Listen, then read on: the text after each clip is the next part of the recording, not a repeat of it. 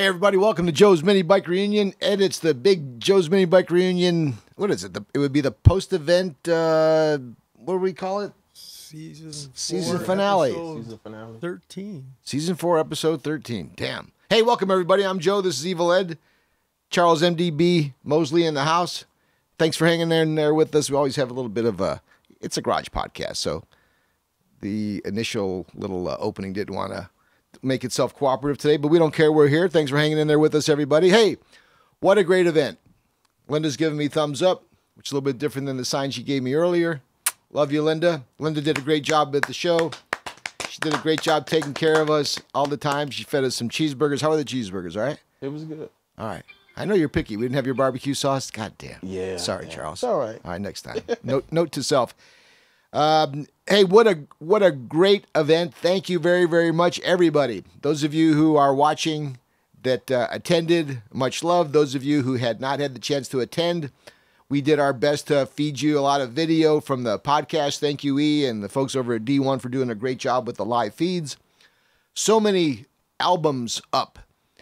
You know, when I first got back Saturday night, I started to see just a trickle. But, you know, YouTube takes like a day or two before you can get the videos uploaded and they start to show up. So I started to go to Instagram. And obviously Facebook is kind of the primary social media platform for most mini bikers. But Instagram started to blow up. We started to get some Twitter. I saw a nice article that a guy did from Auto Week, which he captured the whole spirit of mini bikes. And as the night went on, it was nothing but a smile. We had a few folks that had a few issues, but that always happens, right? So we'll talk a little bit more about not only the highlights from the show, but also some of the areas that we can probably improve on. But it was all good, and I want to begin by thanking our sponsors over at Pioneer. Thank you, Pioneer Car Electronics, for your ongoing support. We're still giving away Pioneer products. Speaking of Clarence Barnes, the MC, thank you for doing such a great job hosting the event and handling a lot of the stuff that goes along with that. You're funny, you play some good music, and hey, you're a big shot guy. So to have a guy like you to be a part of our event, that gives us some solid credibility. Thank you, Clarence. We had some good sponsors on site. We had the guys from Studs. Obviously, Eric was there. We had the guys from Go Power Sports that were there. Rafa was on site. We had Joe from Muscle Mini Bikes. We had F&B Racing, Steady Garage, Honda Grom Lifestyle, Louis from the Dyno Shop, Mac and all the Swap Meet guys. And the Swap Meet line was all the way to the end. We had food trucks that actually came this year, which was an epiphany, and they did well. We had our little LA donut girl who loves Ed. Did you have your little pink donut? Good. Yeah, I had something. I wanted to go back for another one, but I said no. She had a gig. You know, the early morning folks, unlike the ones who sling the hamburgers and the barbecue, they're always bopping around. So she came early and she left like about 1. But it was great to see her. I want to thank all the staff that helped out. I mentioned Emmanuel. He was there not only, he always double duties. He was not only handling all of the stuff for the podcast and for the show and all the coverage of the award ceremony, but he was also there promoting something that's way more important than that, which is his focus on expanding awareness of scleroderma. And not only was he there with his family, but his wife, who is there, who's working her best to beat scleroderma, was there with us, and that was nice to see. It's kind of like a little family affair. Had everybody out there right next to us. My daughter Nikole taking photos. Dave taking photos of everybody as they came in. They're the step and repeat wall. Aaron did a great job selling. So, hey, I just want to begin by spreading the love and thanking everybody who made the event a big success. Record crowd, Ed. Yeah, it was pretty good. Yeah, it was a record crowd. We had, E and I were actually talking about it, and I talked to the park. Based on pre-registration and on-site registration, we were at over 205 bikes. If you take into account some of the bikes that were like along the swap meet, or maybe even along the manufacturer's row, you know, like Frank from F&B had his red Stellar bike there that was just kind of hanging out. The Steady Garage guys had 4 or 5 bikes that were just there to represent, not entered in the show. So there were a lot of bikes that were there on site that were not registered. I've never bullshitted on the numbers, even back in the day when we didn't have more than a handful of bikes.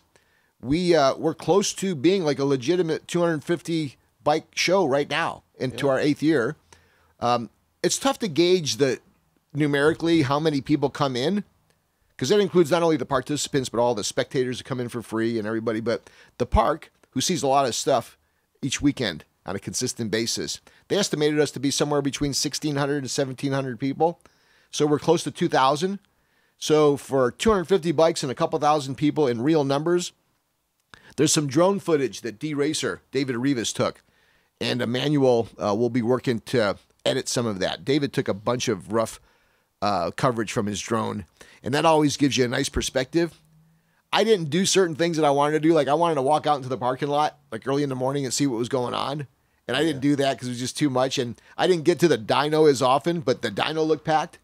It was packed. So everything that seemed to, everything that we hoped for seemed to be happening, including the weather, which was, and I've had many people tell me, it's like, man, that was like a perfect day weather-wise. It wasn't too hot. Yeah. It wasn't, it was sunny. It was a little cool in the morning. So I can go on forever, but it was great, I thought. And hey, if you'd like, go ahead and send in your post, your comment, your critique, your accolade, thumbs up, thumbs down. Because we had about 90% thumbs up, we had about 5% thumbs down, and we had 5% suggestive. And that's a pretty good formula. If you could hit 9 out of 10, right? Okay, GTS Hobbies. Another good example of what I thought was a raging success, because Rafa comes in. Rafa don't cause no shit. He sets up his nice little booth. He's there with his family. He sponsors the dyno. He don't bitch. He don't moan. There's something so cool about him, and as a result, people are interested in buying his stuff. So, Rafa, thank you for the sponsorship there. As I got to the end of the award ceremony, because he don't stop. He's like, hey, look, what's going on with the dyno? I said, well, it looks like Omar Diaz got, I don't know, he's got 30 horsepower, wherever the hell he was at. So it looks like Omar is going to be pretty much dancing, but we got this deal with Devonce, right? Devonce Carter, he's a repeat, if you remember, from last year with his dual engine. So I say, look, it just dawned on me, but like if I got bikes showing up with 2 engines and a bike showing up in nitrous, it's not competitive with guys with single engine entries. So on the fly, it's like we're having 2. We're having an open dyno award winner, and we're gonna have the regular dyno champ. So Omar won the regular dyno champ. Dave Romero had a really stout pull with his nitrous bike. Yeah. And I had to put him separately into that unlimited class as well. He's gay. Well, I did. It's funny. I almost did not meet him. Really? Yeah. It was until the very end of the show, and I met him. I met Sam Blackburn. I don't know if you met Sam. Sam came in. Yeah, I know who he was. Yeah. He didn't actually get introduced to me, but I met him before I met Dave that day. But I already met Dave from the tournament. And I know we're going to switch this in a little bit, the judging, which everybody is so focused on, right? The gauge for a good time being monitored around whether or not you win a trophy. There's that group. And then there's the group of guys that just loved meeting you and seeing you, and Sam Blackburn and Eric meeting up with the Go Power Sports guys or with the Studs guys. It was the Eric from OMB was with Eric Shingles. They're both trying to do the same thing in the space, right? They're both trying to sell parts. The Go Power Sports guy. I didn't know who they was. Yeah. I was like, we from Go Power. Yeah. I was like, what? Yeah, one kid came up to me and said he was from Go Power Sports, shook my hand. And those guys were not only in attendance, and they came from Texas, guys, but they were pretty generous. They gave away a slew of products. It was Tim and Tyler.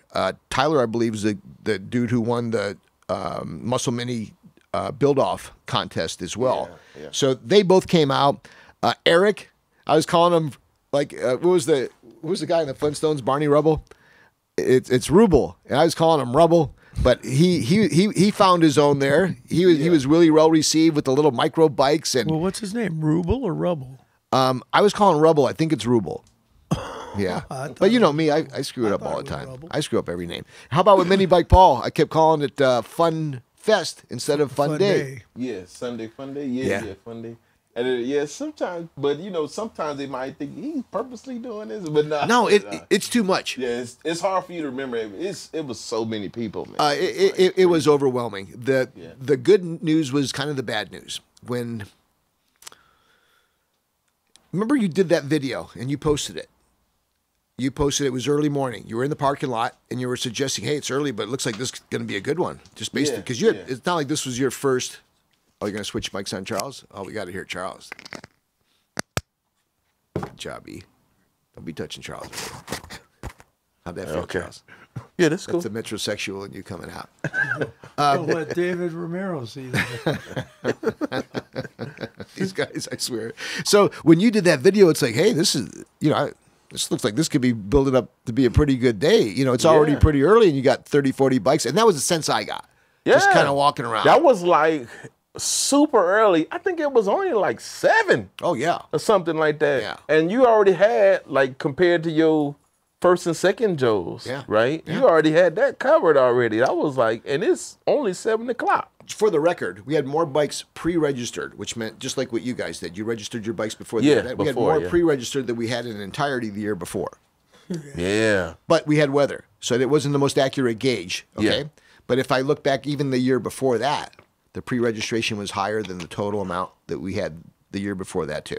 Yeah. So there's something about, and I think what has happened, I think it's the podcast. I think the podcast has helped a lot. I think the podcast has helped us spread our message.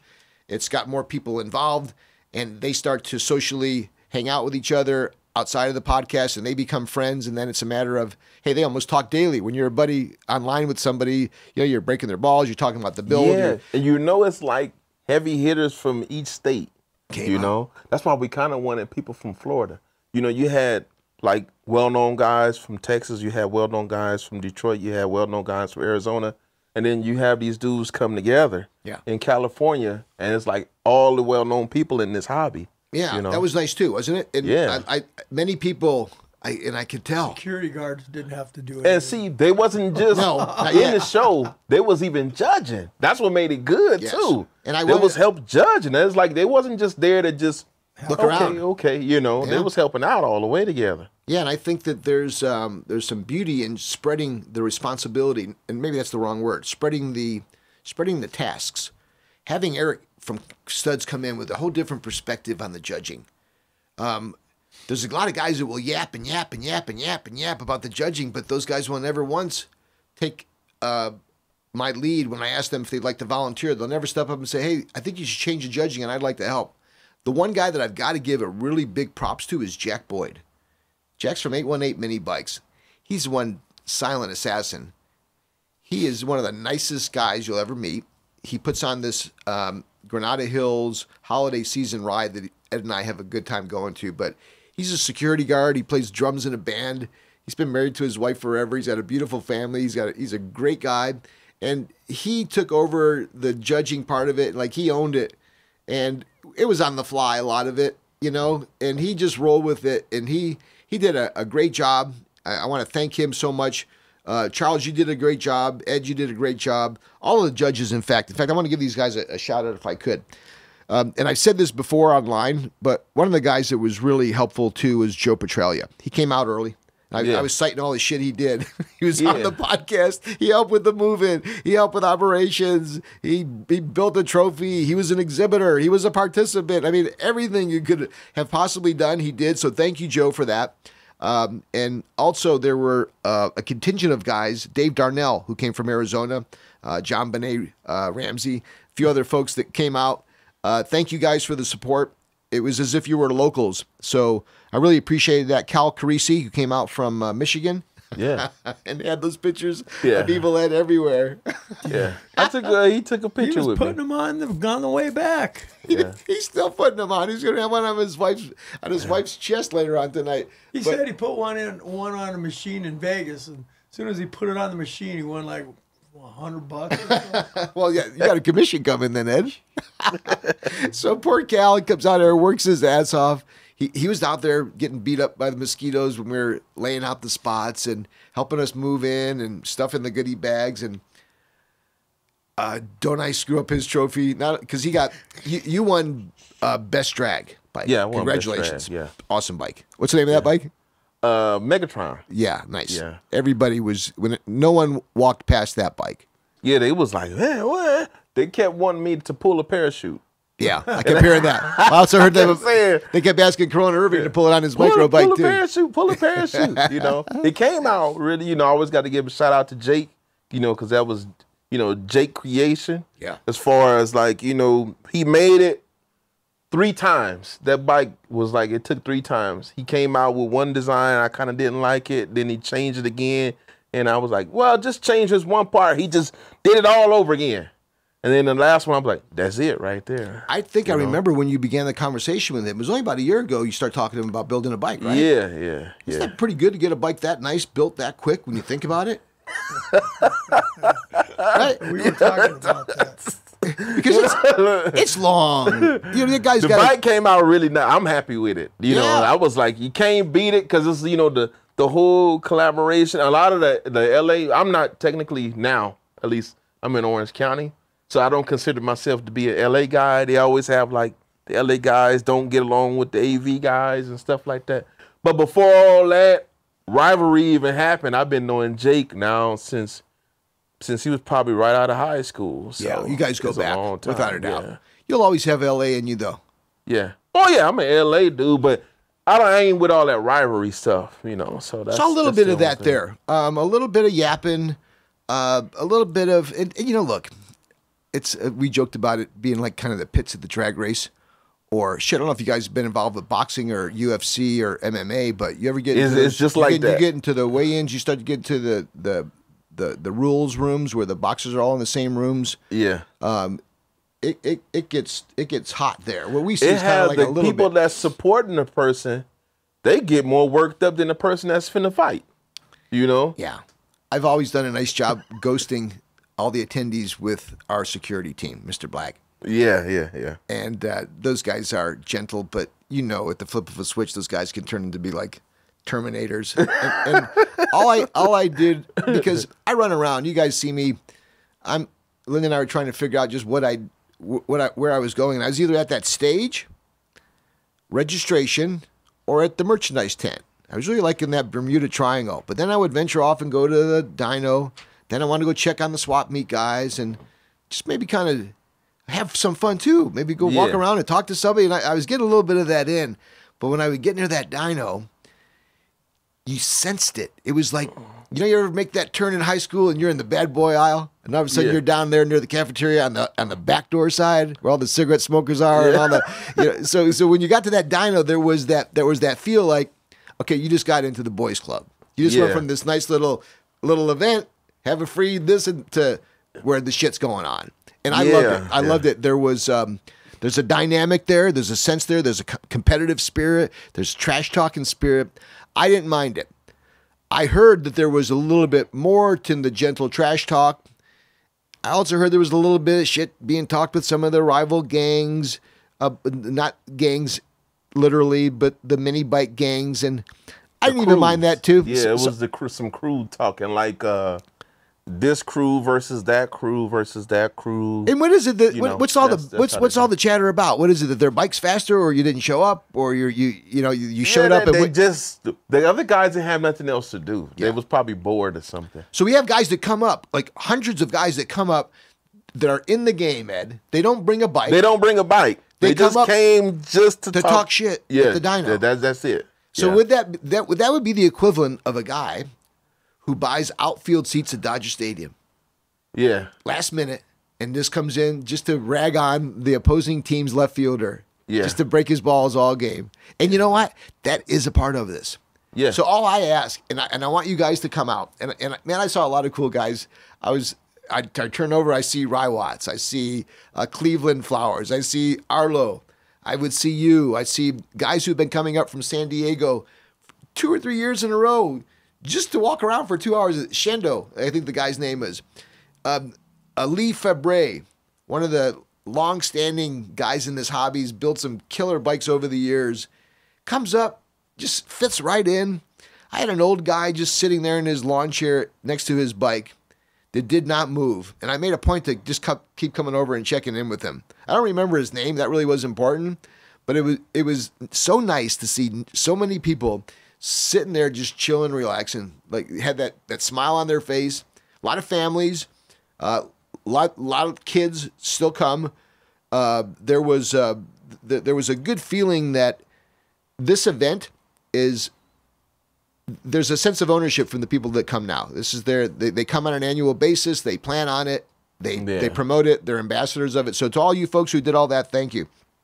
Yeah. I was wanting to get to a couple things in the podcast, and the first thing is that while we had a lot of good success, I personally erred on something that was really important, which was I missed about a sheet of winners, and although I don't want to minimize them, candidly, they are all owed an apology because I literally didn't even announce the fact that they had won. Some of them were either class winners or they had won something like an outstanding achievement, a long distance award. I had a couple young gun trophies that we wanted to award to a couple young folks there, and I didn't get to those. Really what I finally realized is that I have to have somebody else besides me take over that part of the show. There's a group of folks that came and helped us judge. Cliff Judd, particularly. Evil Ed, I know that you helped. MDB was a big part of the success. Joe Petralia, Jonah McCaslin. I had Bing Flores help me with a lot of the mini moto style bikes. Jack Boyd, I mentioned you. Jack, you did a great job. Eric was really strong. Eric Shingles, thank you for the help there. Bill Brousseau. I almost enlisted Eric Adams, the Gray Goat, but he was just having too much of a good time. Yeah. He was over at the dyno. He was. And every time I was wanting to grab him, because like Justin Eichler did come. Yeah, hopefully these will... Charles, you can move this closer to you if you like. Maybe it'll combat some of those. Hey, check this out. My guy Mike in Bakersfield, although we still got to drill the holes and put it on. This got delivered to us right at the show for the Barris bike. Yeah. So we're going to put that on. Nice little plate there.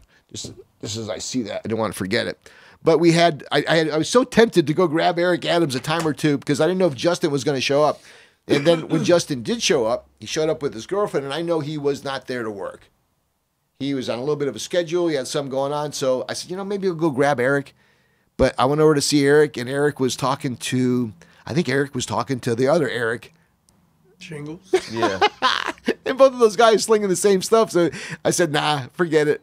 I'll let those guys be. And but thank you, all the judges, for such a good job. What I asked them to do, we formed the group. It's like, hey, guys, look, we've got, each of you have a clipboard with 24 entry opportunities. You have 24 red dots. Go get 24. You get 24, you get 24, you get 24. We had 4. So the math was based around kind of like a little bit over 100-something bikes. Well, we almost doubled that. So not only did we have fewer judges, but we had more bikes. Yeah, yeah. So I think going forward, instead of saying, hey, look, guys, go take 24, go take 48, go do your deal. You're a drag bike, go look at all the drag bikes. You like vintage, go check all the vintage. That was not the way to do it. The way to do it is let you own your category. If I know that you're one of the best, well-versed guys on drag bikes, you will judge every drag bike. Yeah. There will not Ed, not Eric, not me. In fact, me, I'm never a judge, but you would own that. You could own vintage. Bing could own mini moto.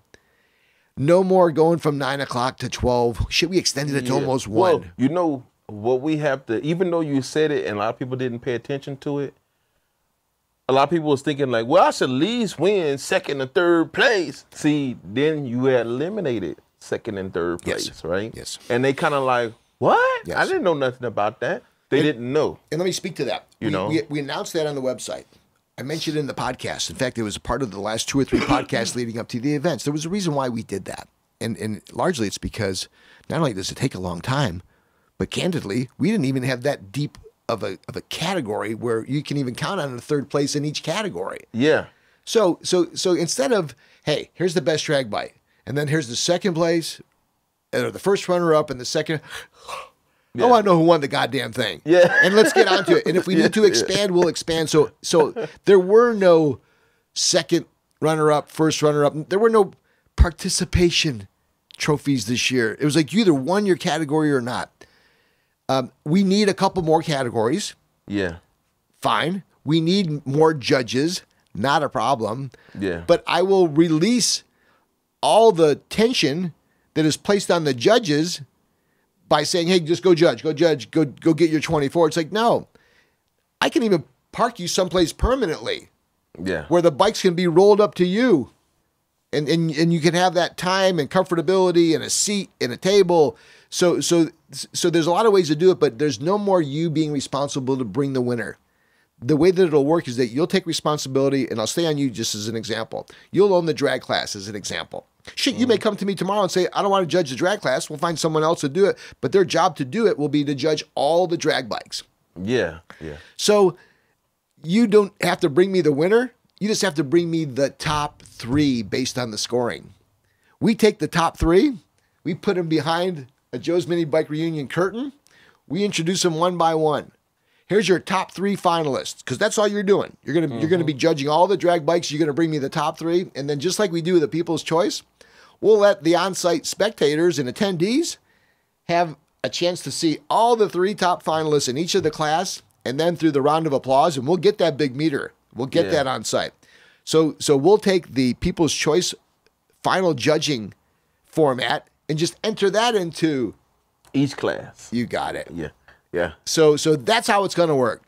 For those of you who I had some folks that I'm surprised acted the way that they did. I had a sponsor that I've known for a long time act the fool. I had a participant that I've known for a long time act the fool. And I got to tell you, it was there were very petty issues, yet I got to take a step back too, because I have to realize, again, this is something that these guys are really vested in, and they're passionate about it. So although I felt it was petty, one of the examples is the following. One guy wanted to put the bike that he brought into a class that he wanted it to be in. Yeah. So it's like, no. Like when you have your own event, then you get to do that. I get to pick the judges. We get to pick the categories that your bike comes in. If you have a fucking drag bike that looks like a drag bike and is built as a drag bike and is a drag bike, you don't get to decide that you want to put it in customs class. It's if a drag bike, it's going to go. Makes perfect sense to me. Yeah, it does. You know, if you're a manufacturer of a part that many of the guys who come to my show as participants buy, why would you want to compete with them? Why would you want to compete against your customers? Why don't you just have your booth, sell your products, and be happy with that? Yeah. Is winning a fucking trophy? There you go. Is this plastic fucking trophy worth you competing with your customers? If it is, the other thing, how many prizes did we give away? Like, we're still giving away prizes. Yeah. And I'm telling you, if you looked at that table, helmets and Pioneer and on and on, and the tables were full. We gave stuff away all day. Yeah. So the way it worked is if you had a blue coupon, when you checked in, they gave you one part of it and they dropped the other one in the bucket. Yeah. So I had 5 of those.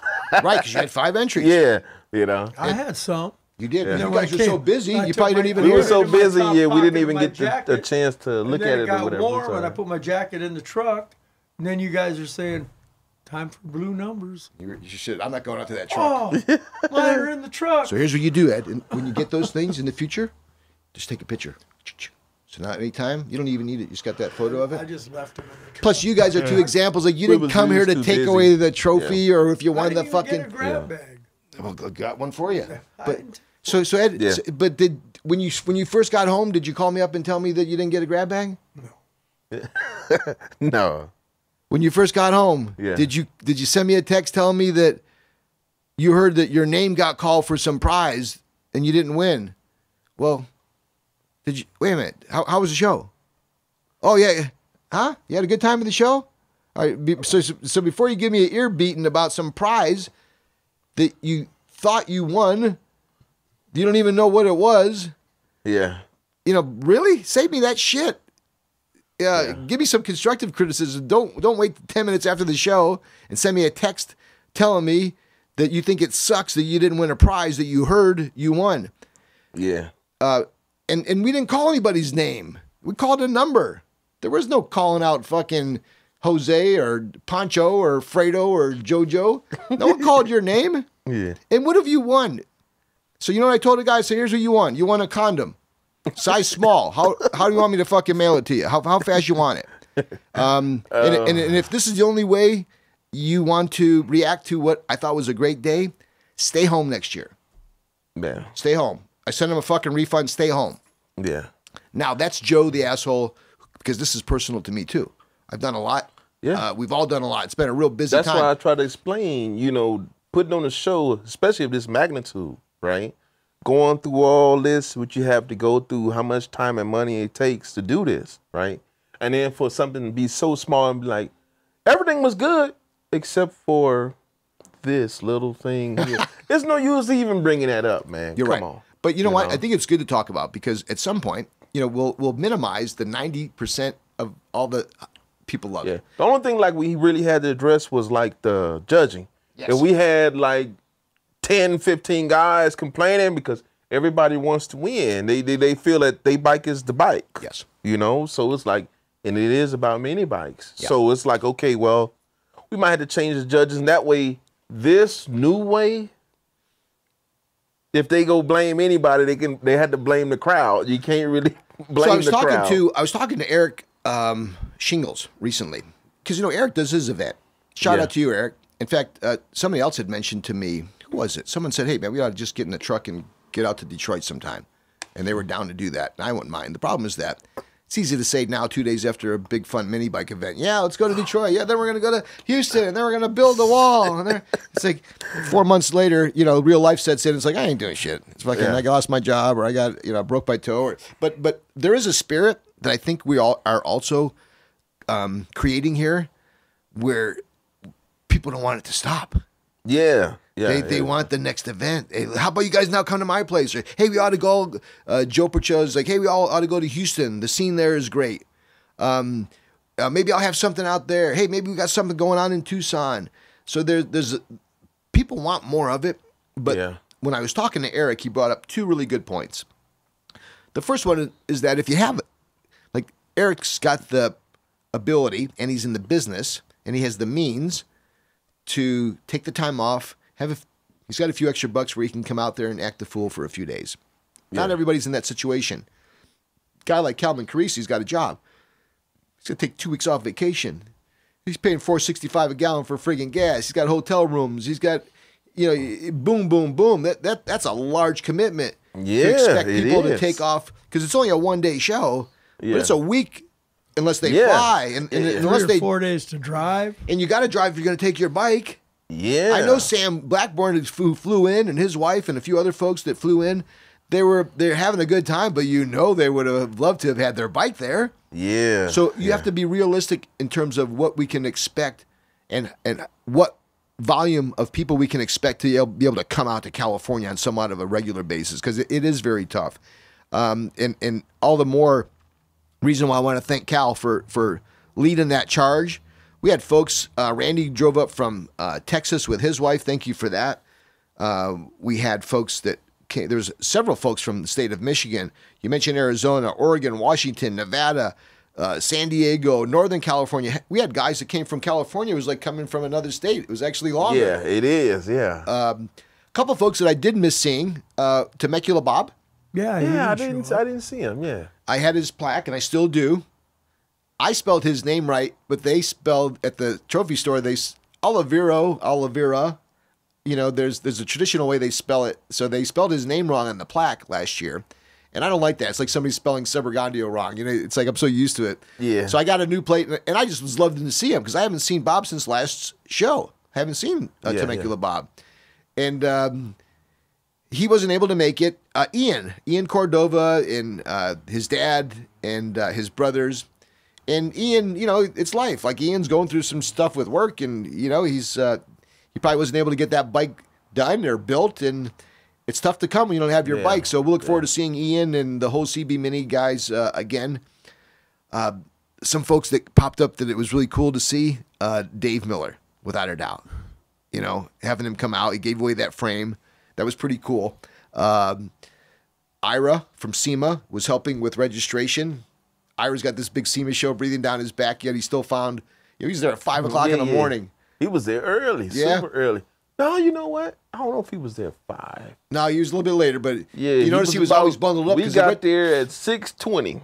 Me, Joe Petralia, and Justin Bett. You guys were early. Yeah, and you was like, help set these tables up. Yeah. It's like, It it was still looking nighttime over there. So I got there. Typically what happens is around midnight, Mr. Black gets there. Not all 3 security guards, but Mr. Black gets there. Yeah. And I take the trailer, the merchandise trailer. And I also had my pickup truck full with all the mats. Yeah. So I'm able to, they ghost lock the big swing arm gate, and I open it up, I drive the trailer in there, I drop the trailer, I set it up, I take all the mats, I put them near the tree. I have quite a few things that I would have to normally do the morning of, which is tough, like set up the step and repeat sign and all that stuff. So I get down there at a little bit before 11, and I'm rolling down there. Mr. Black's always there 10 minutes earlier, so he's there to call me. I'm here. It's like, I'll be right there. I pull in. They lock the gate. The chain. We can't get in. So y'all had to just lift it and walk over there with it. Mr. Black, can you give me a ride? I left the trailer there, connected to the truck. Mr. Black drove over. We came over here, got a hacksaw, went back over there, and cut the link. Is that right? I'm sawing this thing. I'm still sawing this thing. I'm sawing this thing. Mr. Black's looking at me, being kind of patient. He goes, "Sir, may I help you?" It's like, "Yes." He goes, two strides. I'm trying to bend it off because I had one side up. I'm trying to pray. He's like, "Sir," he just turns it over to the other side of the link. Clink, falls off. We load in. I got home at 10 after 12. I had Dave Darnell, another saint, thank you. Dave was here like 10 after 5. Loaded up a few more stands. I put the Barris bike into my truck, and he took the Temecula Bob long frame and put it in his truck, and we rolled over there. On the way over there, I bought a bunch of ice and water, and it was a little cool. It was still dark, but everything was done. Everything was up. All the banners were up. The trailer was set up. The audio guys were there. It was like, you know what? It's like it's taken 8 years, but there's no more running and rushing around to put everything up. We had done a really, really good job with the pre-setup. So that was a big advantage because I just found myself running around like an idiot, never enjoying too much because everything had to happen so quick. And there's a little pause I could take now and enjoy it, and I really did. So I want to thank some of the other VIPs that came out there. Scott Timberlake rolled out there from Source Interlink, Jim Savas from Advanced Star, Tim Susamian, who does a lot of good things for me as a friend and in business. He was out there. Who did you guys see? I saw Daryl out there. I saw, who are some of the OG guys that you guys ran into? You see anybody you hadn't seen in a while? I didn't see Edwin Murto. I was hoping to see him. I didn't see Edwin. Yeah, he didn't come. Saw Minibike Paul. He got the award. Yeah, that was good. Yeah, that was good. Garrell Dave. Garrell Dave as well. He was there. Yep. He got his award. Yep, both those guys got inducted into the Hall of Fame. Congratulations to you guys. In fact, this couldn't be, usually these are more private conversations, but we bantered this around for a while. He's supposed to be building the bike, Garrell Dave. Forgot what he was saying. Oh, he wants to build a Super Taco. Oh yeah, he mentioned that when we were interviewing him.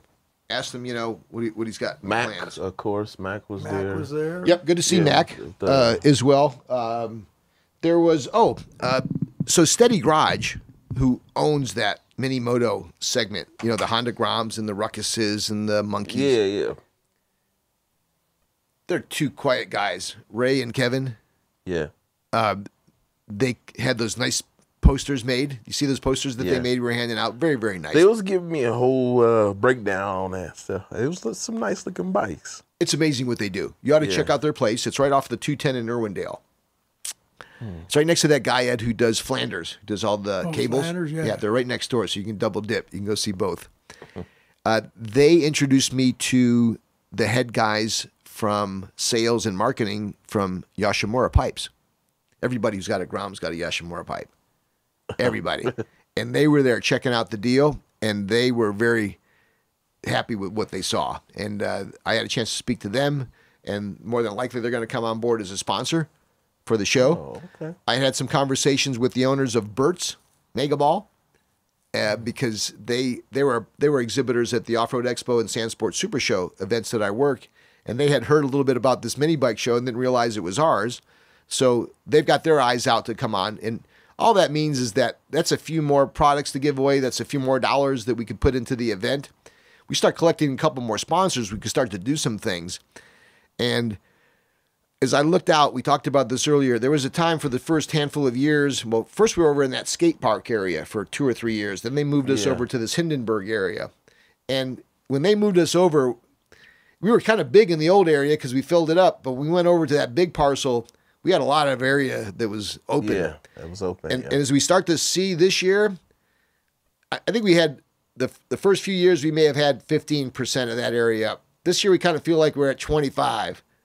So we got a lot more to go, but there was a big difference. Louis did more dyno pulls than he had ever done. Yeah. Could you imagine his nuts after that day, sitting on all those bikes? I was looking like, how can he be riding these things? And they're like popping that? and exploding. And, yes. you go from my guy Steve Capito's little Moto Compo was 2 horsepower up to 44 horsepower with Devonce's dual engine. These things was eardrum like splitting, man. You like crazy echoing up in there. That's the other thing. Everybody's doing this shit. Yeah. It's like, I had fucking 2 things of earplugs in everybody's goodie bag. No one used any of the earplugs. My wife's telling me, she said, I didn't even notice that. No one does. No one does. I threw out some of the stuff there from the goodie bags, but it was a lot of cool stuff. We had shop towels and earplugs and the decals. Everybody in the industry had a decal inside that bag. Oh, you know who I didn't see that I missed? Iski Tim. Oh, yeah. He Tim didn't wasn't come. there. Yeah, so say hi to him when you see there. him. Yeah. Because I really miss Somebody him. asked about him on the video I just put up. Yeah. I was like, no, I don't. Oh, I'm covering up. But I was like, no, I don't think he was coming or whatever. That was good. So, hey, look, we're gonna take a little break in a second, but before we do, I want to continue to seek some of the comments. If you came out, had a good time, let us know. If you had a bad time, sure, why not?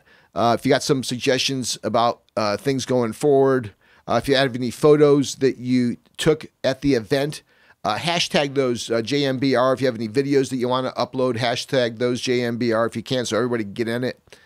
JMBR is also a hashtag for Jillian Michaels. She was one of those bull dyke trainers that helps people lose weight on that show. I know Jillian Michaels. So sometimes you'll see a little bit of that when you hashtag JMBR. Nothing against you, Julian, but hey, look at this, Ed. Couple things before we wrap up the first half. Did you get one? Yes. Pretty cool. I already hung it up. You already did? Yep. This came to us from Joe G. Barris. I also want to say that she was extremely happy with the work you did on the bike. So thank you again for such a great effort on that. You're welcome. That bike will sit next to the fucking Batmobile, Ed. That's what I'm hoping. But Yeah, there's no hoping. She's going to take it everywhere. Let her. But you know where it's going to end up? Home. Every time she takes it somewhere, it's not going to be sitting next to the Batmobile. Well, Or the Munster coach. when it finally comes home, it'll hang its hat next to the Munster Mobile, the Batmobile. We'll have, I hope, our video that Emmanuel's working on, especially now that we have the final coverage of the reveal at the show.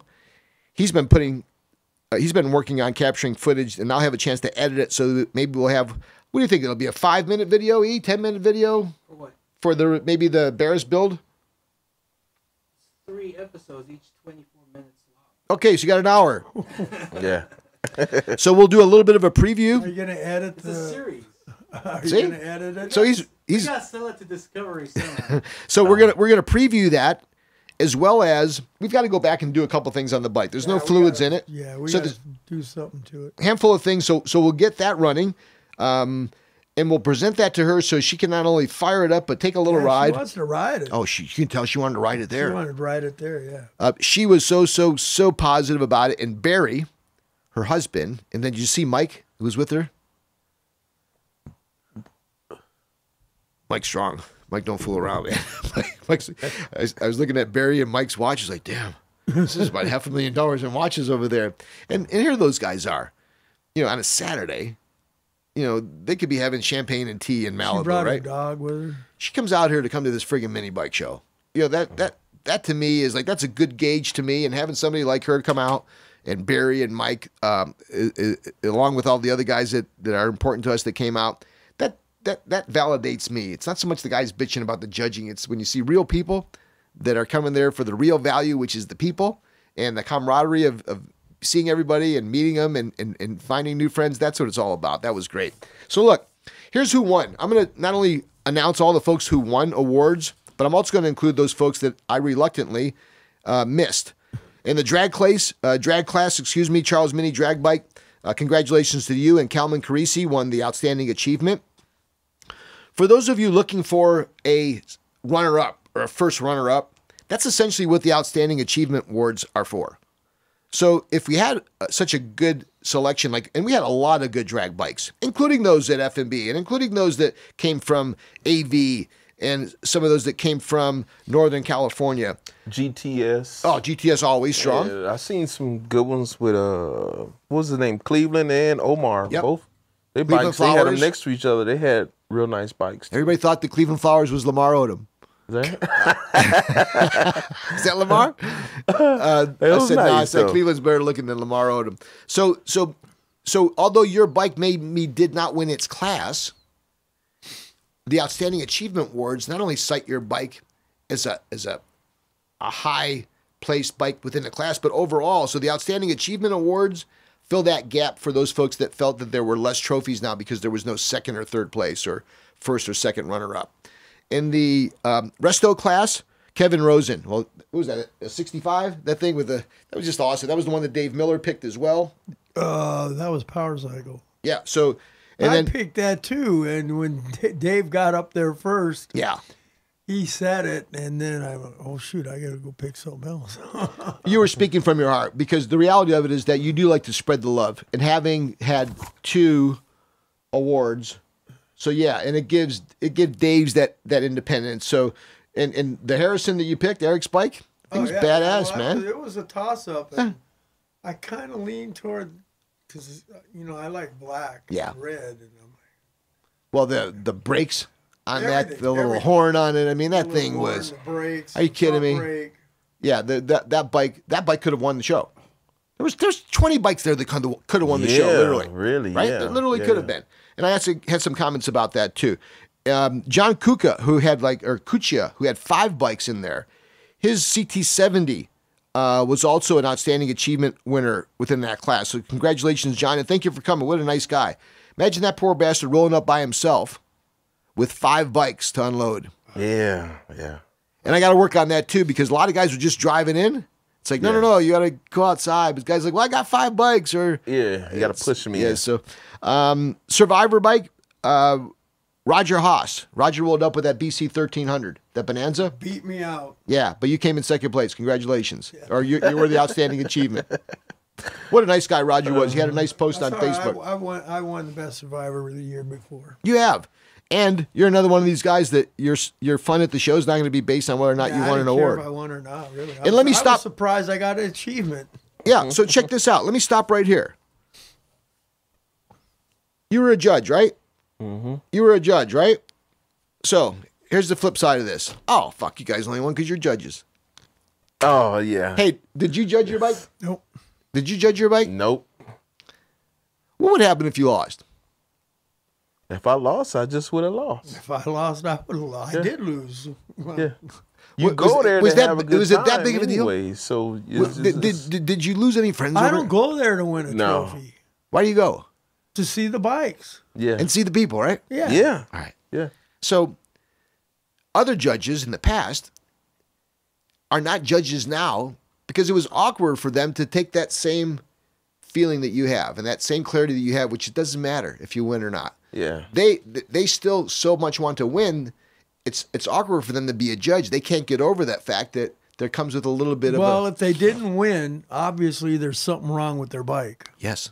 And as the promoter, there's something wrong with me and my judges is if Charles Mini Drag Bike Mosley's drag bike was the best drag bike there and he didn't win because he was a judge, that's wrong.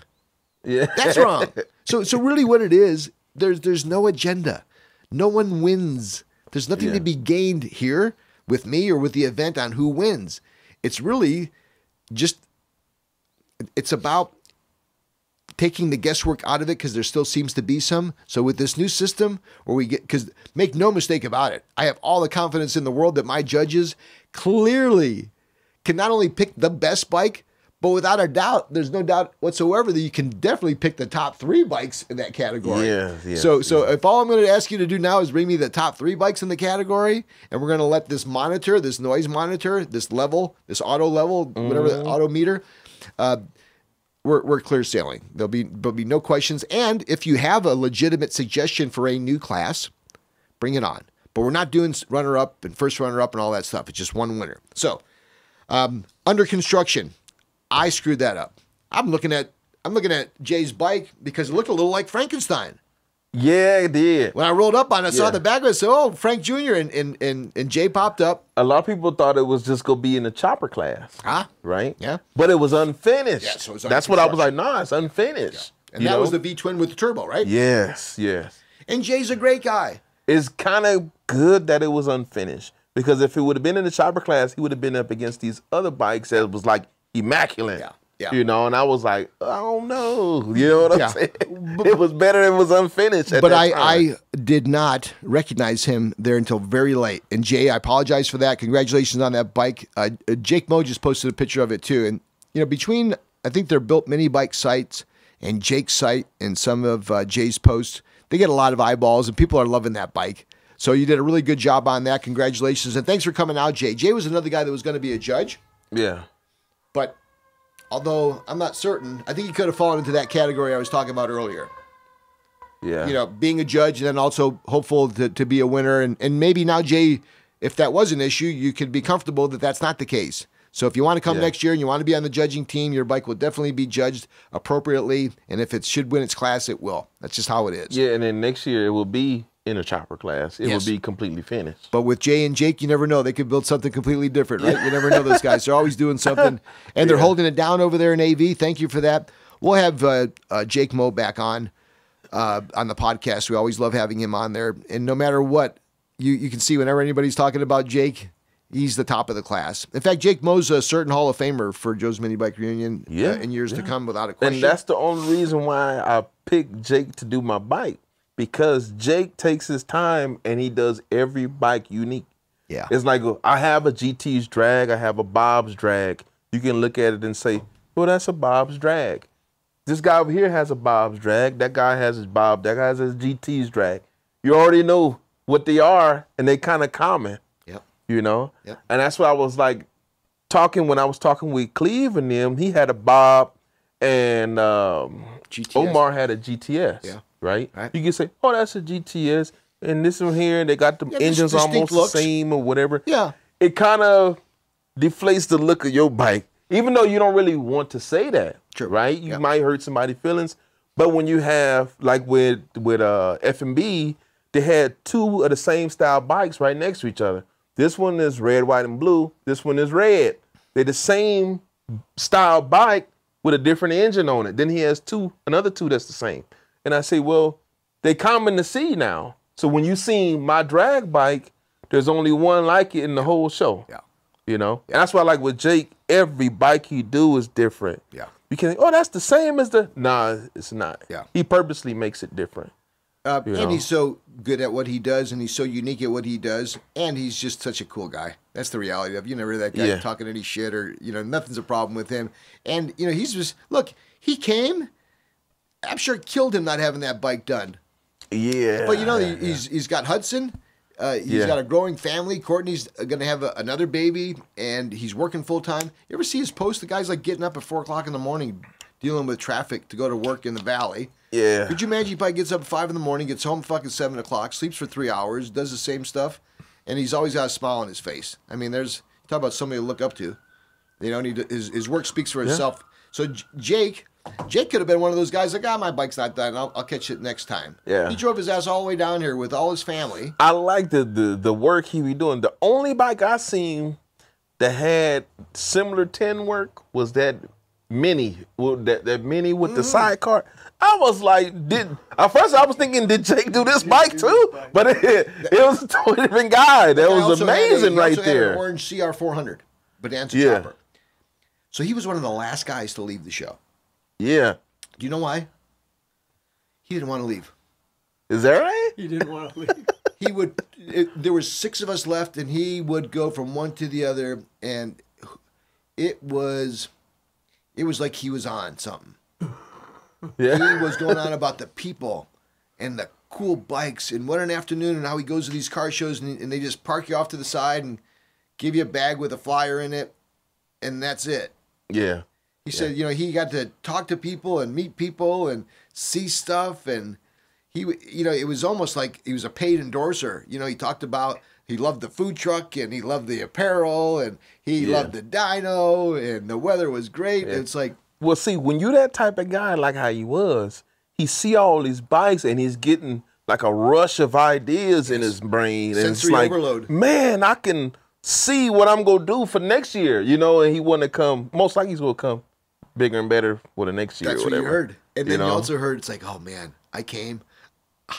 I'm bringing all my bikes next time. Yeah. Or it's like, oh, I told this guy, it's like, did you miss this? And if you hear in the voices of the video captures that are posted, and the guys talking behind, it's like, guys, this is fucking great. You got to see this. There's so many cool minutes. And it's not scripted. It's just, so all that, I got to tell you, I caught myself twice almost crying because whenever I talk about Linda or Nikole, who helped me a lot with this, I get like that. But there was a relief, and there was a not proud, but there was a I was relieved that it was finally going to be over, but I was so happy with collectively all the good times everybody was having.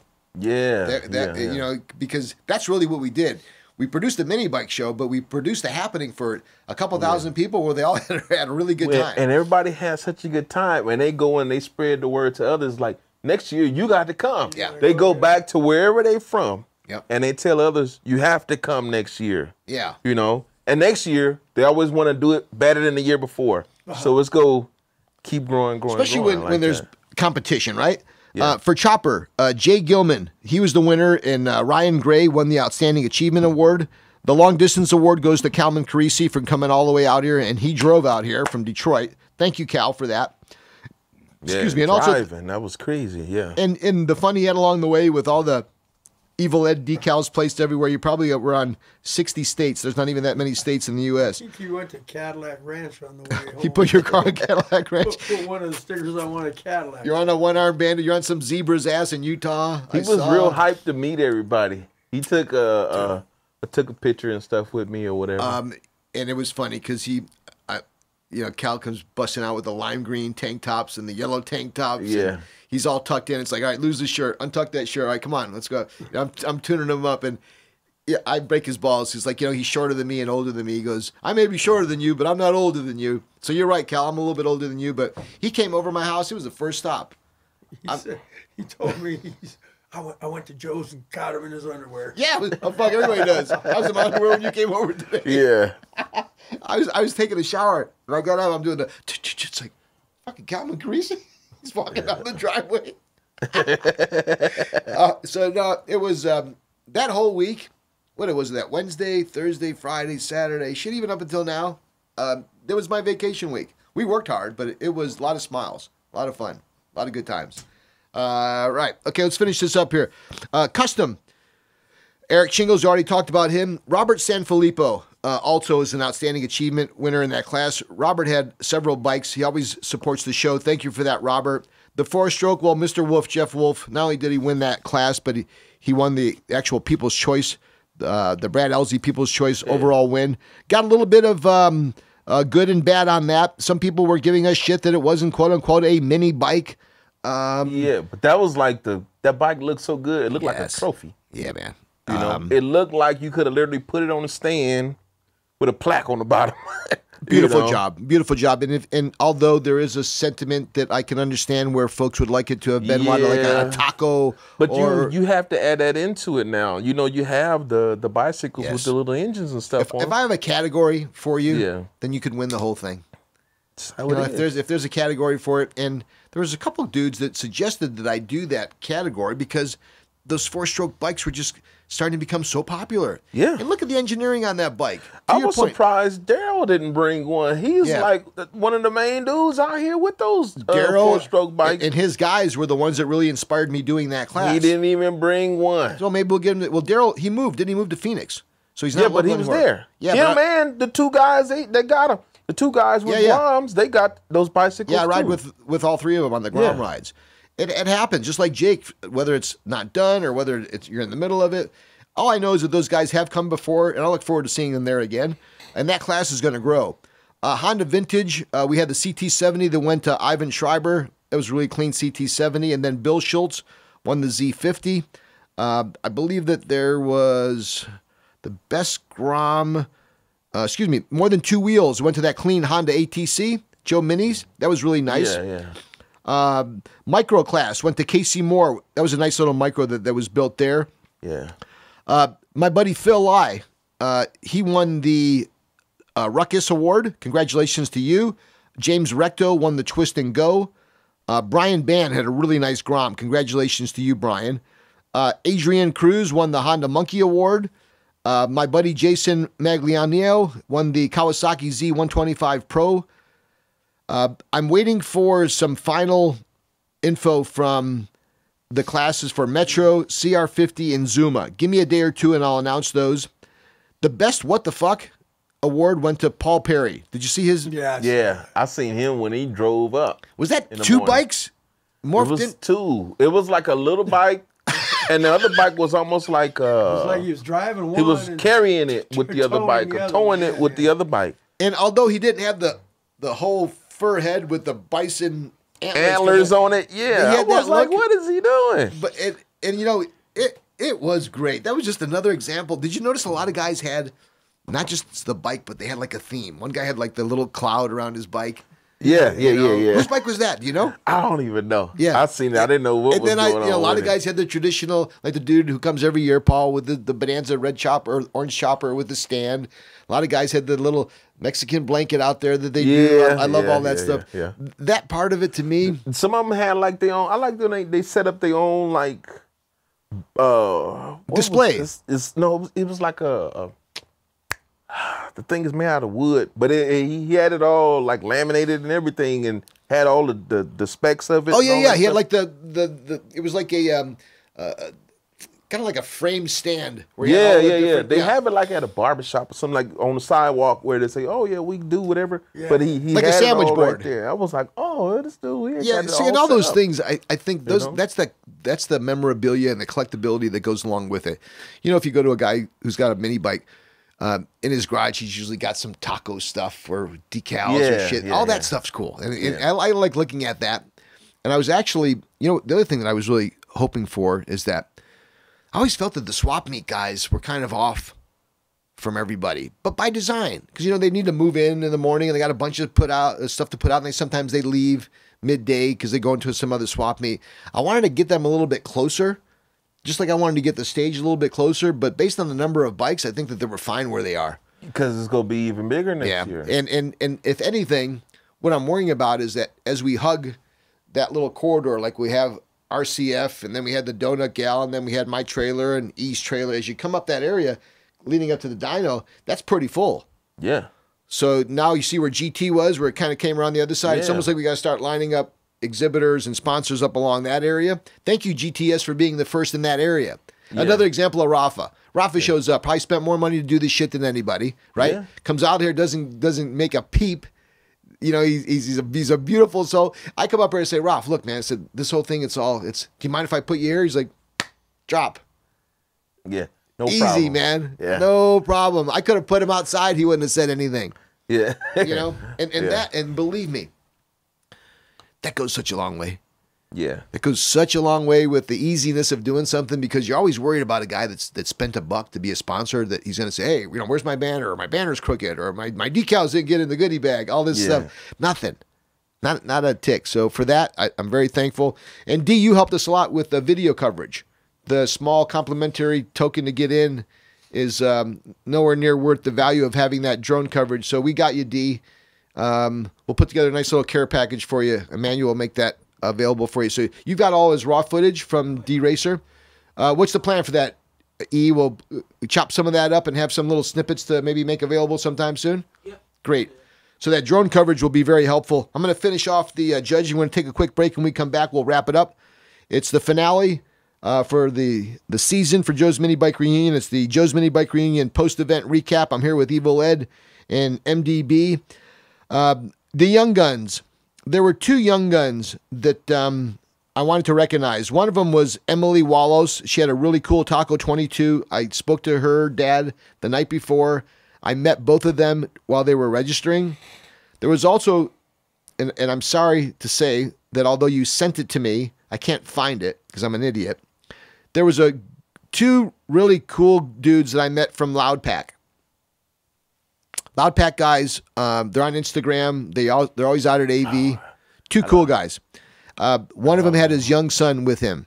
That was, man, he looked just like this guy. He was his mini me.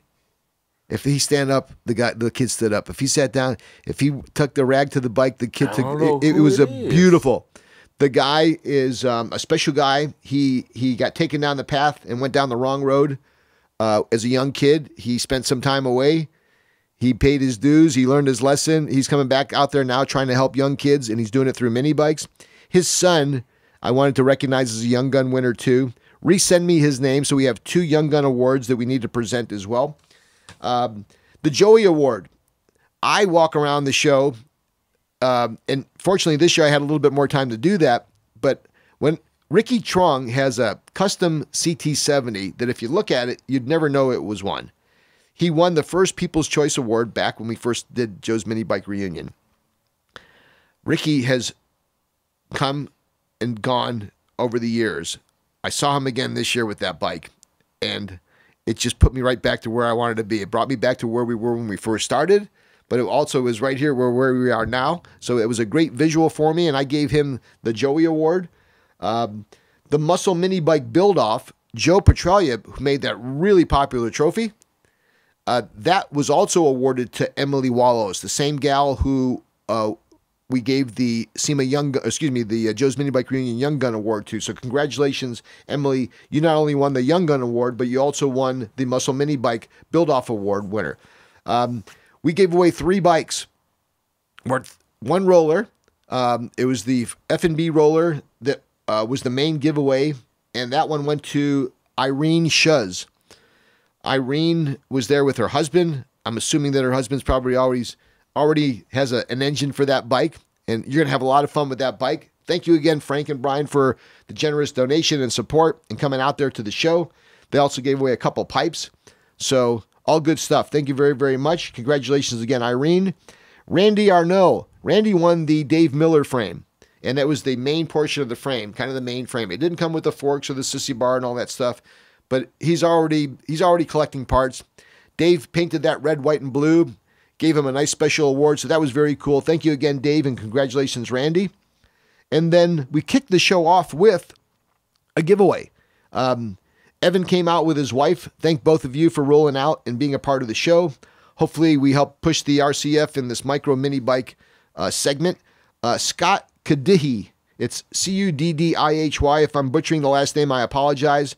But what a nice way to start off the event. He started off the event by winning that 2-piece micro frame from RCF. We mentioned the Hall of Fame inductees this year, Minibike Paul Wiener and Guardrail Dave Clark. Congratulations to those of you who had a chance to watch that induction, and we appreciate having you guys come out there. It's Joe's Minibike Reunion. We're going to take a quick time out. We'll take 5 minutes. We suggest you do the same. We'll be back with a recap. Once again, it's look back at the Joe's Minibike Reunion 8th Annual. It was a good one. We hope you were there with us, and if you weren't, we'll see you there next year.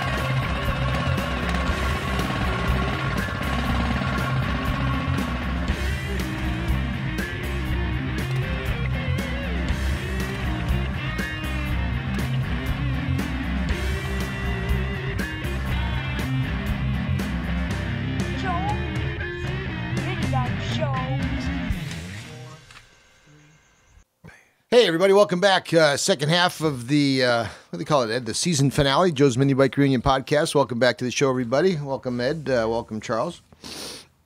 Well, a couple things I found out during the break. More people had a good time. Everybody loves that GTS commercial. It was kind of cool. Yeah. You were commenting on that. David Rivas did a good job putting that together. Thumbs up, Linda. Boom, boom. It's been a long year for her, too.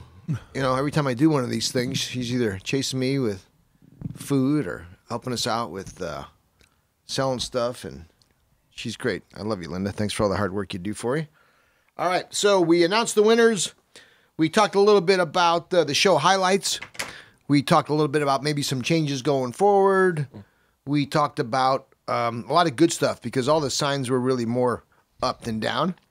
We appreciate the comments, and we've got a few of them that have come over. I'll take a second to read a few of those. We don't do as much as that as I'd like, nor do we really push a lot of stuff. You don't hear us telling you to like us or share this or do anything on Facebook or follow us on any of that stuff. You sure can, but that's not why we're here.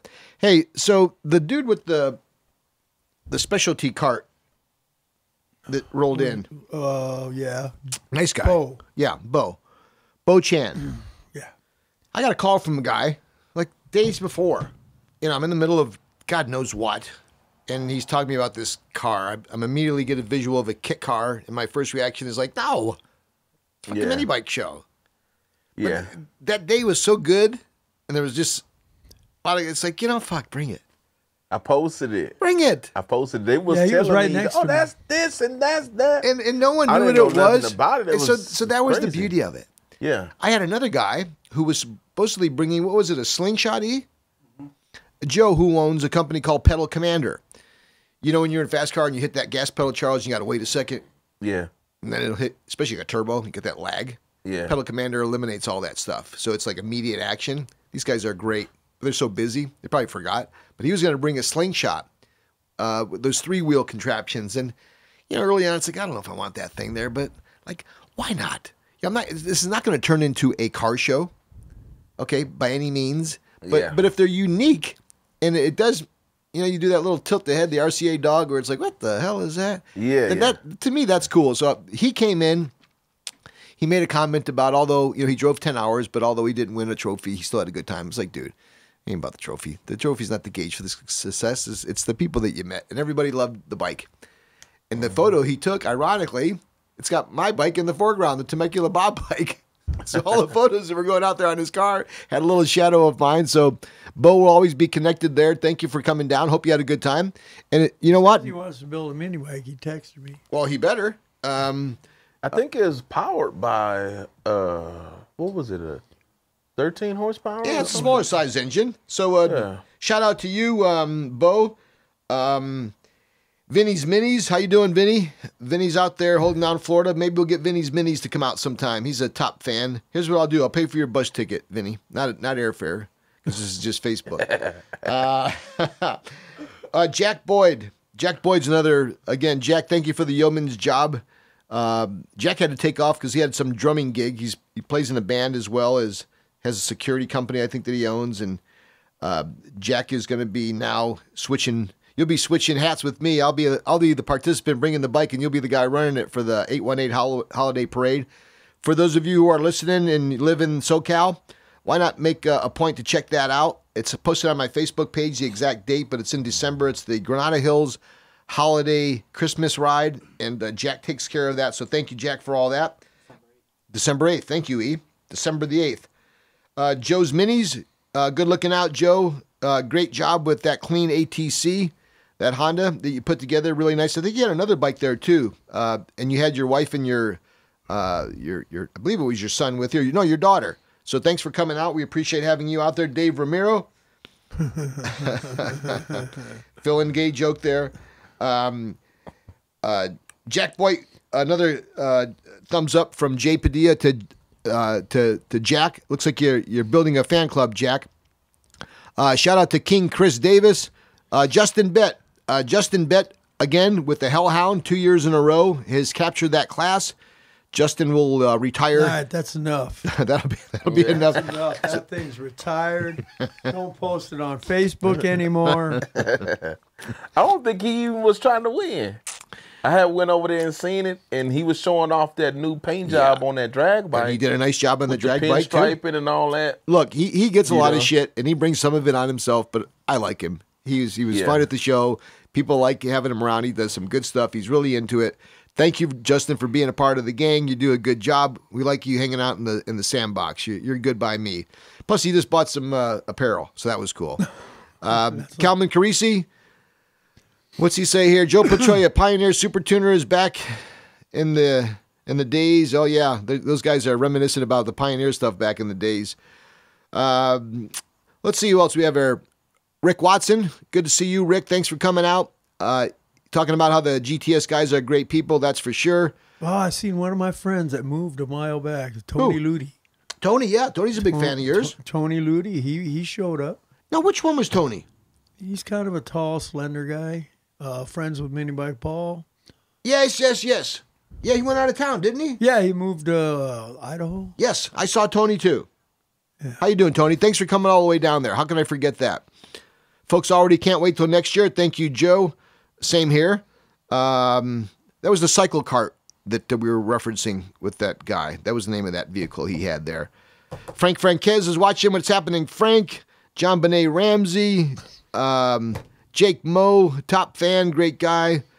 Hey guys, look, we're pretty much ready to stick a fork in this mini bike stuff. I told Linda, it's like, well, it's not like I'm over it, but I'm sure over it, at least for now. I've got the SEMA show to look forward to. Anybody who listens to this, and those of you who checked in, when you checked in at registration, you saw Ira and Mike and AJ. They gave you a flyer. And they also gave you that SEMA Ignited invitation coupon. Mm-hmm. That's an invitation for you to go to the SEMA Ignited. Ira gets badgered constantly with people wanting to get in. He stood there and handed out tickets. So this is the third year SEMA's invited the mini bike guys that come to the show the chance to come. Take advantage of it. If you'd like to come to the show and maybe check it out in terms of what's going on the inside, because the SEMA Ignited is for the outside after party. I'll probably work you in if you want to come check out the show as well. Just hit me up, send me a private message, especially those guys who are in the industry. Like to me, Go Power Sports, Eric from Studs, Frank, Brian from F&B, Iski, any of those guys that are in the business, they should all be at the SEMA show. And let me tell you, I got it. I think it was Rick from Texas who asked me if I knew anybody at SEMA that has a booth that wanted a mini bike for their booth. First of all, it's too late. The show's coming up like in a handful of weeks, right? You don't try to get a vehicle at the SEMA show in 2 weeks beforehand. And I also told him, it's like, look, I've got much bigger plans for the SEMA show that includes mini bikes. As their power sports segment grows, which is a small little area in the upper South Hall. In fact, that's where Go Power Sports will have their booth. But that's a small little area upstairs, the South Hall inside. What I'm hoping we can do is get this segment of the power sports hobby, and this is the most affordable, most legitimate entryway means into motorsports is mini bikes. They're the cheapest way to get in. They're the easiest to get involved with. And to a large degree, the maintenance and mechanics that you use learning your craft on a mini bike is what carries you into being a car enthusiast. So my view on this is that if you hang in there with us and we can keep building this brand and building this show and building the podcast, I'll have the ability at some point to say, hey, look, man, we got 400 or 500 bikes. We got podcasts that reaches 10,000 people. We're ready for our own little footprint at the SEMA show. Give us a little spot anywhere outside. Give us the spot nobody wants. Give us a spot way in the back. Let me bring in 100 of the baddest mini bikes in the land and put those on display for you at the SEMA show and really see if we can kickstart our hobby to another level of interest. Because when you're on display at the SEMA show, there's manufacturers looking at it. There's buyers that come from all over the U.S. and the world. Yeah. I'm anxious and I'm excited, not so much to pause the mini bike stuff, but I'm looking forward to getting to SEMA and then right after SEMA, going to Saudi Arabia. I'm going to be a part of the Riyadh Seasons 2020 Car Festival. Those of you who may have seen the post, I've got mini bike frames from Jake Moe, from Temecula Bob, from RCF. I've got engines, I've got brakes, I've got seats, I've got throttles, I've got clutches. I'm going there as a promoter of the hobby. So maybe Saudi Arabia in the Middle East wants to see a mini bike show. Maybe folks want to buy some frames. Okay, maybe some folks want to have us be a part of some of the happenings there in the Middle East where all this mini bike stuff is all new. Maybe they want to trade us some oil for them. I'll bring back some gas for sure. It'll probably be from the food. But I'm looking forward to going out there and taking this message that is, this mini bike message in the U.S. is blowing up. Joe Petrolia mentioned something to me a year ago that he thought that this year's event would really be reflective of the change that's happening in this hobby, and it really was. There was something about this event that told me that we're getting attention. So if you got a little bit of momentum, you just keep fanning that fire. That's what we'll do. They're going to be taping a segment here on Monday. It's called The Road to Riyadh. In fact, I posted something where they featured Ryan from West Coast Customs. They did one on Richard Rawlings from Fast and Loud. I think Chip Foose. Well, they fucked up and they got me.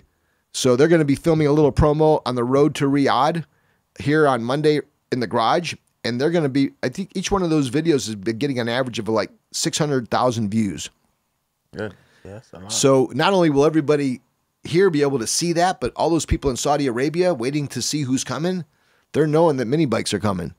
So we'll take the leftover decals and the leftover T-shirts and goodie bags and everything else we have, and I'll stick those in a briefcase too. But we're going out. We're going international, folks.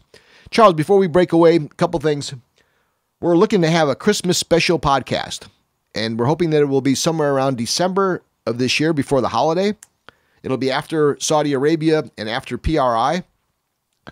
We may broadcast live from Barris Customs in Burbank, California, home of the world-famous Barris Customs, where not only will we do the Christmas special, but we'll reveal the bike and we'll fire it up. And we'll also show the video, if he's ready for it, on the building of the Barris Superstocker, from its inception, picking it up in parts, to presenting to Joe G. Barris at the recent Joe's Minibike Reunion.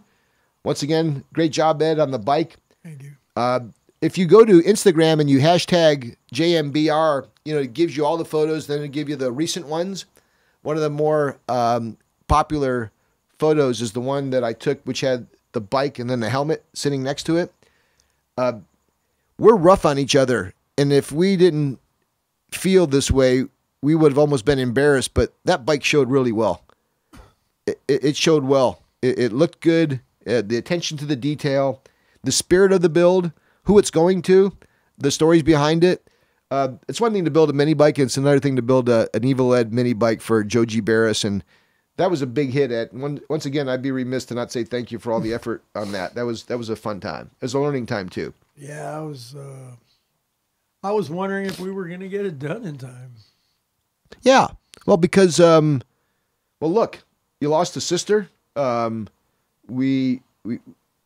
Life's tough sometimes. It's not just mini bikes and fucking eBay and social media. It's so we got through a couple things that could have really made things an issue, but we persevered, and here we are, and a lot of fun. A few not so fun moments, a lot of smiles, a few tears, and that's like all this shit, right? That's how it goes. Drama. Yeah, well, that's for the TV show. Drama. Sure we do. And a spray booth. Don't forget that next time. So I'd like to thank Joe G. Barris once again. I'd like to thank all the guys who really went above and beyond the call of duty, particularly the judges and those folks that brought out the bikes, the participants, the sponsors. Again, thank you from our heart over here. Charles, you want to give any final comments or any shout-outs? It's been a good year for you as well. A lot of folks that you've been blessed to be with as well. You had a few friends with you that were joining you at the show. Another good group out there.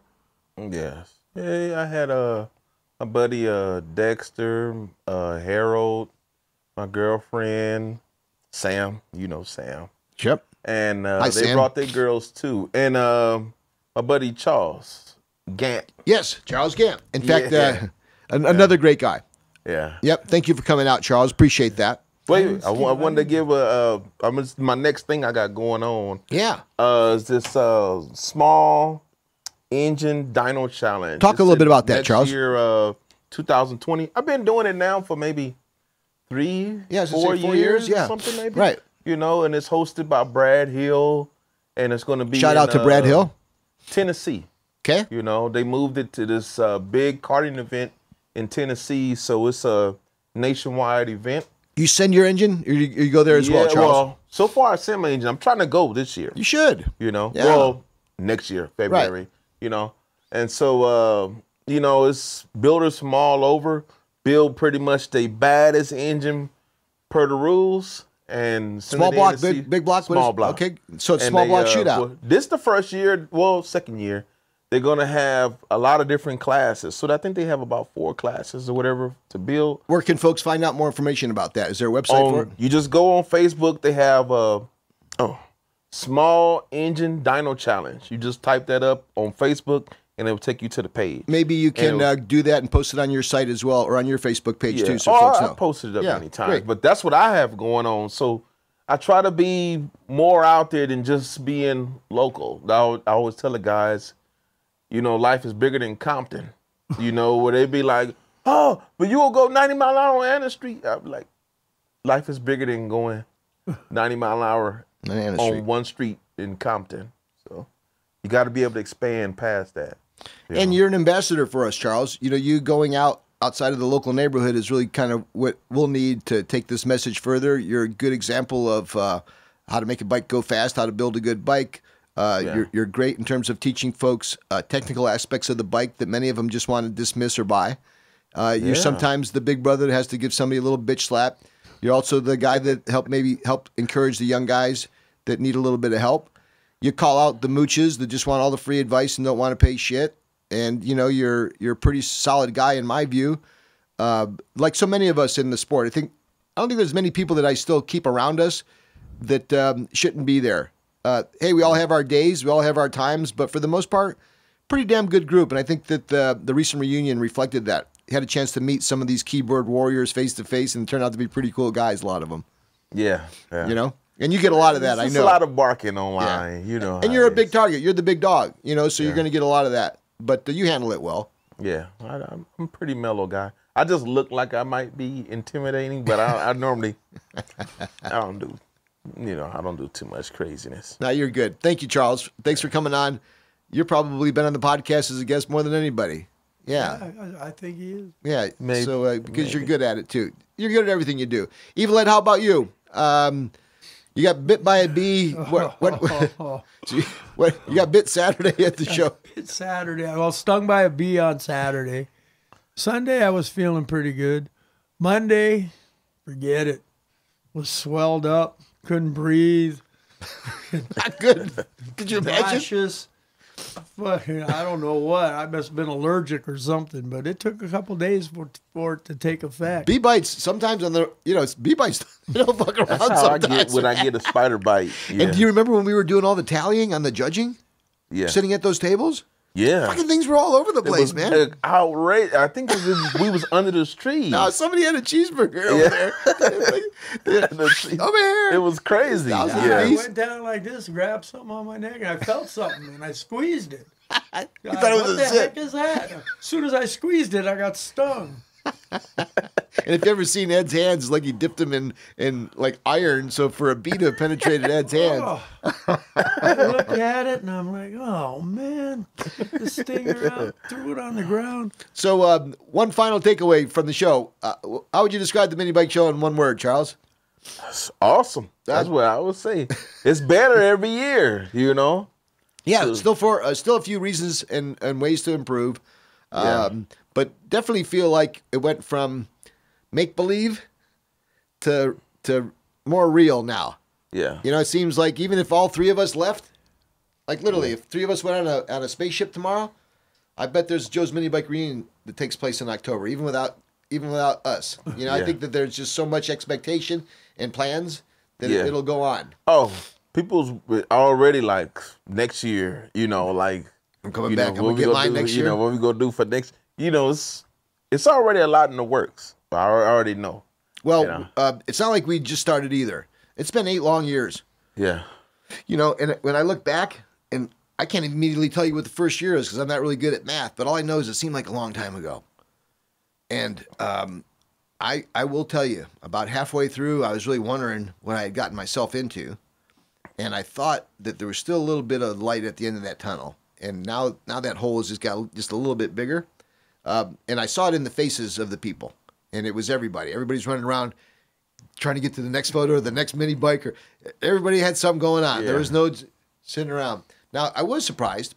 We had one guy mention that he felt that Joe's mini bikes had turned into Joe's motorcycles because he was looking at big bikes, right? And you and I talked about that. The Harrisons, like the one that Eric won custom class, that's a big bike. Those are littered in Detroit, Michigan. They're all over the place. Out here, you don't see them. You don't see them. That's what I kept trying to explain that over and over. I said, it was so amazing to us because it's like we never seen these bikes before, and it's only one. Yes. You know, where you see that bike and that bike and that bike. That's not like a Taco. Yes, which you they know? are familiar with. Even though Taco's a nice bike. Yes. You know, we see Tacos like at least 10 a show or something. It's like it's. And depending on where you're from, your interpretation of what a mini bike is based largely on what you grew up with. So for those of you, especially those folks who had brought in the small micro bikes, when they see a Harrison bike, it may look like a damn truck to them. Yeah. So I get all that. But guys, look, not winning a trophy doesn't mean you have to go to the bar and drink your blues away or jump off a bridge. It's a fucking mini bike show. Yeah. All right. So keep it all in context. If you see a big Harrison next to your little micro bike, embrace it. Talk to that guy who built it. If you see the dude with the blue Suzuki, it's like a 175cc. Dude, that thing was gorgeous. It's beautiful. And you know what? Yeah. It's like Sip said, well, you know, what's the cutoff? Well, shit. Some of those Groms, those custom Groms, they stuff 300cc engines in there. Yeah. So if you look at it in its the guy entirety, took it to the dyno. yeah. The guy took it to the dyno. So yeah, we're a mini bike show, and that's the lifeblood of it. But if you see a real cherry 175 Suzuki Enduro, It looked like it was brand new, right leaving everybody alone, not bothering anybody. You see the guy with the cycle car. You see the guys with. Gold-plated Grom. That was the thing. That one's going to Saudi Arabia. Yeah. That's going to Saudi Arabia. Yeah. Yeah, it's going to Saudi Arabia. That was crazy right there. So if you see that one might sell out there. and look at the guy with the V twin, right? The guy with the V twin and his, and look at Midgie with the V twin turbo. So don't hate the horsepower. Yeah. Don't hate the horsepower. We're not turning into a car show. We're not turning into a motorcycle show. Just because you didn't win a trophy doesn't mean that it wasn't a success. Trophies aside, did you meet somebody really good? Did you have a chance to put a name with the face? And so many people took pictures. You say, if it was like 200 bikes, it might have been at least 2,000 pictures taken. Oh, easy. You know, Yeah. I'm just, throwing Everyone out something was taking small. pictures. You know, that means everything was exciting. I want to take a picture of everything. And the thing that we started off raw with is, I do the Cackle Fest. Yeah. Dude, we should have done that like every half hour. Because to me, you talk about people running to get their cameras when that Cackle Fest is going. So we'll do more of that. And I still look back. I made a bunch of things that I'm definitely going to do at this year's show. And I only got to half of them, which just tells me there's a lot more fun to come. Hey, guys, it's Joe Sebergandio from Joe's Minibike Reunion. That's a wrap for this year. It's been a fun time. Ed, thank you so much. E, thank you so much for what you've done. Linda, thank you so much for all those folks that are listening and who have listened, and all the happy guys and a few of the sad guys. We love you all. No harm, no foul. Listen in through the Facebook page about announcements about the Christmas special that'll happen in December. I'll post some things live from the SEMA show. I'll post from my escapades in Saudi Arabia. I got a couple other little things happening, including the filming for the road to Riyadh on Monday. We'll give you a little bit of that as well. Look forward to finishing up the Bears Superstalker bike with you, Ed. If I promised anybody anything and I didn't give it to you, sorry. Get you next time. Joe's Minibike Reunion Podcast. We're out. We'll see you the next time. And thank you for the support, everybody. See ya. One love.